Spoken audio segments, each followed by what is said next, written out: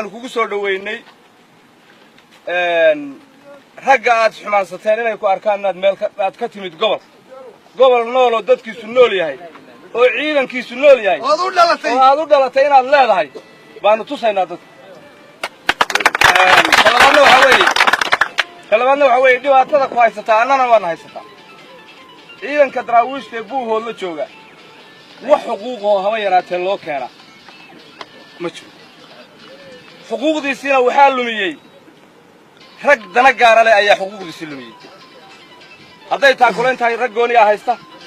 hadday qori tahay rag gooniyaa haysta ciidankiina waxaa la yidhi halkaas waa fadhiid oo halkaasu fadhiyaa ciidankii ku soo dagaalamay deegaankan waxaa lagaga warbixiyey ciidankaasi waa fadhiid oo waxba ma oggola haddaba waxaan u sheegaynaa inaanaan fadhiid ahayna ciidankii gobolkan difaacay aanu nahay waxaanina inay iska dhammaan doonaan laakiin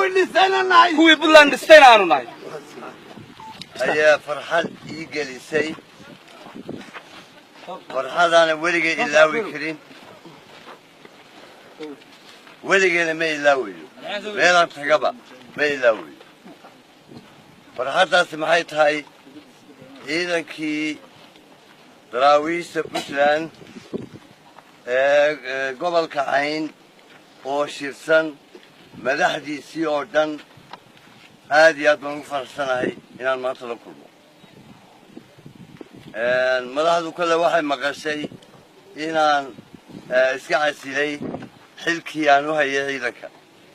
sababta qudhina intiina badan waa garan kartaan laakiin ninka aan garanayn ayaan rabaa inaan u caddeeyo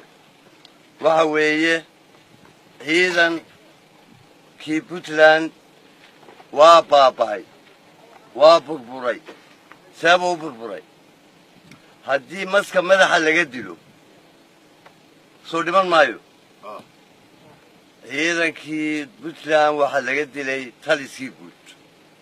taliskii baa laga qaaday meeshii taliyaashu joogeen ee hogaamadu joogeen ee waaxuhu joogeen ee laamuhu joogeen ayaa waxaa laga dhigay dabka la saaray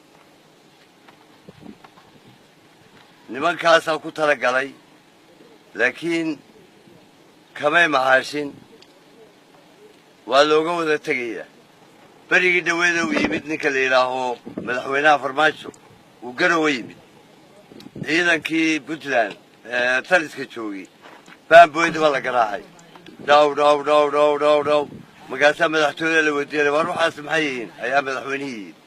magaasaa waa xertii timaweynto durbaan tumanaysa iyaguna waxay doonayeen in loo yimaado taasna halkaasaa lagaga baajiyey arrintaana halkaasaa lagaga baajiyey